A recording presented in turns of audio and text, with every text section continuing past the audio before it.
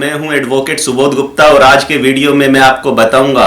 कि यदि आप किसी व्यक्ति से या किसी कंपनी से चेक ले रहे हैं तो उस चेक को लेते समय आपको क्या सावधानियां रखनी चाहिए कि खुदा ना खास्ता अगर वो चेक बाउंस हो जाए तो बाद में आपको कोर्ट में पछताना ना पड़े। दोस्तों, पहली सावधानी तो ये रखनी है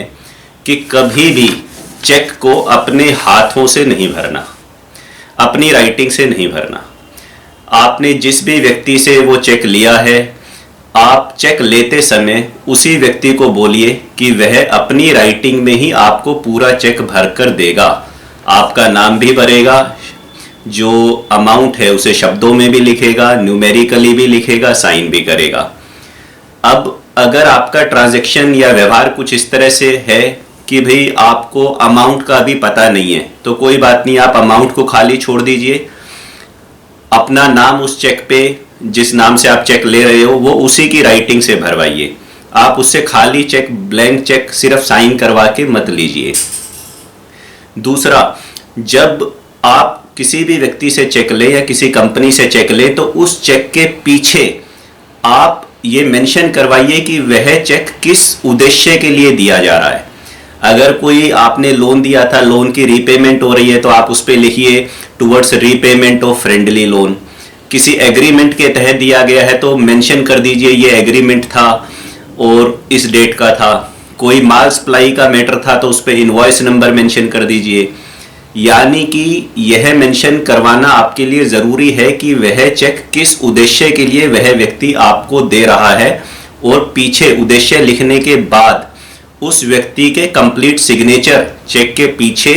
और उसका मोबाइल नंबर भी आप डलवा लीजिए। ये सावधानी आपको रखनी है। एक और सावधानी आपको ये रखनी है कि यदि चेक सामने वाला अपनी राइटिंग में नहीं भर रहा है या परिस्थिति ऐसी है कि वो खाली दे रहा है,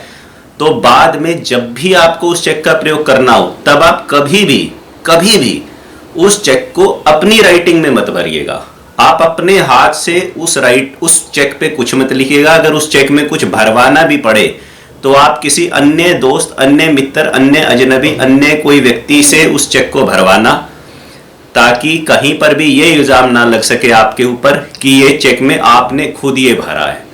तो इस इल्ज़ाम से बचने के लिए ये ज़रूरी है। जिस भी व्यक्ति के साथ आप लेन देन कर रहे हैं किसी भी प्रकार का और वो आपको चेक दे रहा है, तो मेरा सुझाव यह है, हमेशा हर ट्रांजैक्शन को एक एग्रीमेंट के द्वारा कैप्चर करने की कोशिश करें। आप उस व्यक्ति के साथ एक एग्रीमेंट बनाएं, चाहे वो लोन का मैटर है, चाहे वो सामान लेन देन का मैटर है या कुछ भी मैटर है, और उस एग्रीमेंट के अंदर मेंशन कीजिए कि ये चेक नंबर इस पर्पस के लिए वह आपको दे रहा है,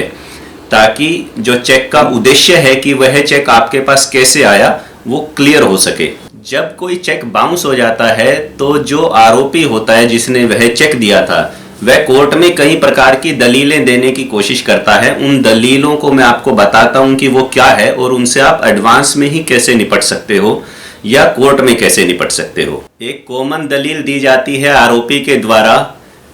कि मेरा ये चेक गुम हो गया था या चोरी हो गया था, और कई केसेस में तो आरोपी बाद में पुलिस में एफआईआर या एनसीआर भी रजिस्टर करवा देते हैं, नॉन कॉग्निजेबल रिपोर्ट या एफआईआर की चेक गुमशुदगी की रिपोर्ट करवा देते हैं अपना बचाव करने के लिए। तो चेक गुम हो गया या चेक चोरी हो गया, ऐसी अवस्था में आपका जो तरीका है, जो मैंने आपको बताया, वो यही है कि यदि आपके पास एक रिटर्न एग्रीमेंट है जिसमें वो चेक नंबर मेंशन है और चेक लेते समय आपने चेक के पीछे उद्देश्य लिखवा के उसके साइन करवाए हैं, तो ये जो दलील है कि चेक गुम हो गया था या चोरी हो गया था और मैंने इसको नहीं दिया, ये दलील वहां पे धाराशायी हो जाएगी। दूसरी दलील आरोपी कोर्ट में ये देने की कोशिश करता है आमतौर पर कि ये चेक मैंने नहीं भरा, मेरे से ब्लैंक चेक साइन करवा लिया था, या मैंने ब्लैंक चेक बुक साइन करके रखी हुई थी, उसमें ये फाड़ के ले गया था। तो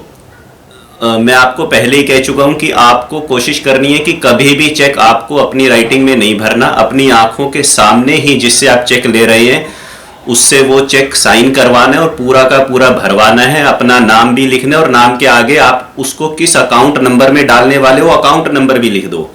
मान लो मेरा नाम सुबोध गुप्ता है, तो मैं किसी से चेक लूंगा तो मैं लिखवा लूंगा सुबोध गुप्ता अकाउंट नंबर, और जिस अकाउंट में मैं डालने वाला हूं वो अकाउंट नंबर भी लिखवा लूंगा मैं वहां पर, और उसी की राइटिंग में लिखवा लूंगा। तीसरी दलील आरोपी कोर्ट में देता है कि ये जो सिग्नेचर हैं ये मेरे नहीं है, और कई बार चेक बाउंस भी साइन मिसमैच की वजह से हो जाता है। कुछ लोग होते ही शातिर हैं, वो जानबूझ के साइन ही गलत करते हैं, या आपकी आंखों के सामने साइन नहीं किए होते, वो लाके आपको चेक दे देते हैं, या कुरियर से चेक आया होता है और वो साइन उस व्यक्ति के होते ही नहीं है, और वो कोर्ट में ये कहता है कि ये साइन मेरे हैं ही नहीं, मैंने इसको ये कभी चेक दिया ही नहीं था। इसका तरीका ये है, अगर संभव है तो जिस व्यक्ति से आप चेक ले रहे हो, मान लो किसी से आपको 1 लाख रुपए का चेक लेना है, तो आप उससे एक 10 रुपए का चेक और लीजिए रिक्वेस्ट करके। आप उस 10 रुपए के चेक को प्रेजेंट कीजिए पहले, और अगर वो 10 रुपए का चेक ओनर हो जाता है तो इसका मतलब है वो अकाउंट भी चालू है, वो अकाउंट बंद नहीं हुआ है, और उस व्यक्ति ने जो साइन किए हैं उस 10 रुपए वाले चेक पे वही सिग्नेचर उसके बैंक में है, और दूसरे चेक पे भी वही सिग्नेचर है। 10 रुपए नहीं करना तो आप पेमेंट को बाइफरकेट कर लीजिए। किसी से 1 लाख रुपए लेने हैं तो 5,000 का एक ले लीजिए, उसे अभी डाल दीजिए, ताकि ये कंफर्म हो सके कि ये साइन उसके हैं या उसके नहीं हैं। अगर ऐसा करना पॉसिबल नहीं है, सामने वाला कोई 10 रुपए का चेक देने को तैयार नहीं है, तो आपको हर हाल में उसके फोटो आईडी प्रूफ की कॉपी लेनी है जिसपे सिग्नेचर हो। पैन कार्ड एक ऐसा आईडी प्रूफ है जिसपे फोटो भी होती है और जिसपे साइन भी होते हैं, तो जो साइन उसके पैन कार्ड पर हैं वही साइन उसके चेक पे हैं, तो आप तसल्ली कर सकते हो कि ये साइन ठीक है। परंतु कुछ लोग क्या करते हैं, पैन कार्ड पर साइन अलग करते हैं और अपने बैंक अकाउंट में साइन अलग करते हैं, तो ये भी पूरी तरह से कंट्रोल्ड मेथड तो नहीं है ये चेक करने का कि साइन उसके हैं या नहीं है, पर अगर वो टैली कर रहे हैं तो ठीक है, आप संतुष्ट हो सकते हो। अदरवाइज तो जो मैंने तरीका बताया है कि आपको उसे एक दूसरा चेक लेना पड़ेगा, आपको वही तरीका आजमाना पड़ेगा। एक दलील आरोपी कोर्ट में देते हैं कि ये जो चेक है, जो बाउंस है, जिसके बारे में केस चल रहा है, इसकी पेमेंट में पहले ही स्टॉप करा चुका था, या ये अकाउंट तो उससे पहले ही बंद हो चुका था। देखिए, उसने पेमेंट स्टॉप करा दी या नहीं करा दी वो आपको पता नहीं चलेगा, उसका अकाउंट बंद है या बंद नहीं है जब उसने आपको चेक दिया वो भी आपको पता नहीं चलेगा। परंतु मैं इतना आश्वस्त कर दूं आपको कि इन दोनों बातों से आपके लीगल केस पे कोई फर्क नहीं पड़ेगा। अगर उसने चेक की पेमेंट स्टॉप करा दी या उसने अकाउंट बंद कर दिया, तो उससे जो नेगोशिएबल इंस्ट्रूमेंट एक्ट में आपने मुकदमा कर रखा है उसके ऊपर सेक्शन 138 में या 142 में, उससे आपके लीगल स्थिति पे कोई फर्क नहीं पड़ेगा। तो इससे आपको डरने की, घबराने की कोई ज़रूरत नहीं है। जो सबसे स्ट्रॉन्ग दलील होती है आरोपी की, जिससे कि आरोपी चेक बाउंस के मामले में बाइज्जत बरी हो सकता है, वो ये है कि यह चेक दिया तो मैंने ही था, लेकिन यह चेक मैंने किसी लीगल लायबिलिटी के लिए नहीं दिया, मेरे इसे कोई पैसे देने कानूनी रूप से नहीं बनते थे, मैंने इसे चंदा दिया था, या मैंने इसको इन्वेस्टमेंट के लिए ये पैसे दिए थे कोई नया बिजनेस शुरू करने के लिए, और भी कई कारण हो सकते हैं। वो उल्टा आप पे भी इल्जाम लगा सकते हैं कि ये चेक तो मैंने इसे उधार देने के लिए दिया था, बाद में मेरा मन उधार देने का नहीं किया तो मैंने रोक दिया। तो चेक का मिसयूज किया है इस व्यक्ति ने, ये कॉमन दलील है। उससे बचने का उपाय मैं आपको ऑलरेडी पहले ही बता चुका हूं कि अगर आप चेक लेते समय चेक का पर्पस पीछे लिखवाएंगे चेक के, और आपके पास कोई एग्रीमेंट भी होगा साइंड किया हुआ, या इनवॉइस की कॉपी होगी, या कोई ऐसा डॉक्यूमेंट या दस्तावेज होगा जिससे सिद्ध होता हो कि इसने आपको ये चेक दिया और इस उद्देश्य के लिए दिया, तो आपकी लीगल पोजीशन स्ट्रोंग होगी और वो इस तरह की उल जुलूल दलीलें कोर्ट में नहीं दे पाएगा। एक और आपको सावधानी ये रखनी है कि मैं अक्सर देखता हूं कि किसी दो व्यक्तियों के बीच में कोई ट्रांजैक्शन हुई, परंतु चेक जो लिया गया वो किसी फैमिली मेंबर के नाम पे ले लिया, अपनी पत्नी के नाम पे ले लिया, बच्चे के नाम पे ले लिया, मदर के नाम पे ले लिया, फादर के नाम पे ले लिया, अपने नाम पे नहीं लिया, जबकि सारी ट्रांजैक्शन खुद की थी, एग्रीमेंट खुद किया था। उसका कारण चाहे कोई भी हो, परंतु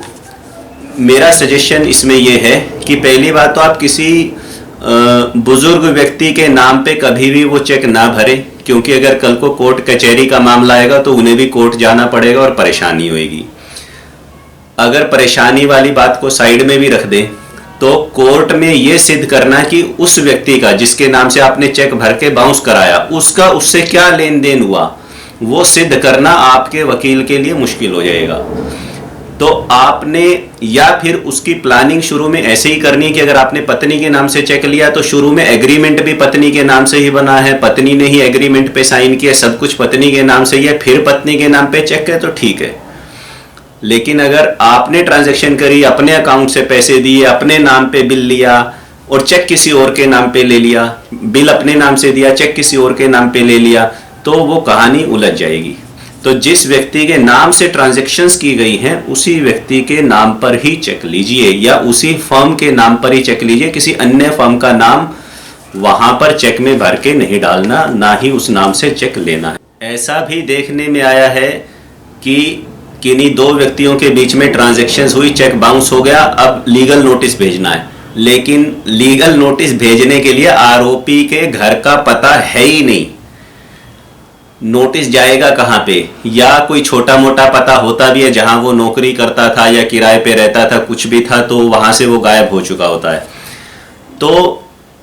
आपके पास एक सरकारी दस्तावेज होना चाहिए उसके एड्रेस का, ताकि हम कोर्ट को कन्विंस कर सकें कि यही इसका प्रॉपर एड्रेस था जो हमारे रिकॉर्ड में उसने दिया था। तो आपको एडवाइस करता हूं कि आप हमेशा जब भी किसी से चेक लें उससे उसके आधार की कॉपी सेल्फ अटेस्टेड साथ में ज़रूर लें, ताकि अगर वो चेक बाउंस है तो हम उस पते पे लीगल नोटिस। चेक बाउंस का लीगल नोटिस भी जब आरोपी को भेजा जाता है तो उसमें भी कई प्रकार की सावधानियां रखनी ज़रूरी होती हैं ताकि कोर्ट में हमारा केस मजबूत रहे। उसकी बात मैं किसी और वीडियो में करूंगा और उम्मीद करता हूं कि मेरे आज के वीडियो से आपको काफ़ी कुछ सीखने को मिला होगा और आगे से आप इन बातों को ध्यान रखेंगे ताकि आपको कोर्ट में पछताना ना पड़े।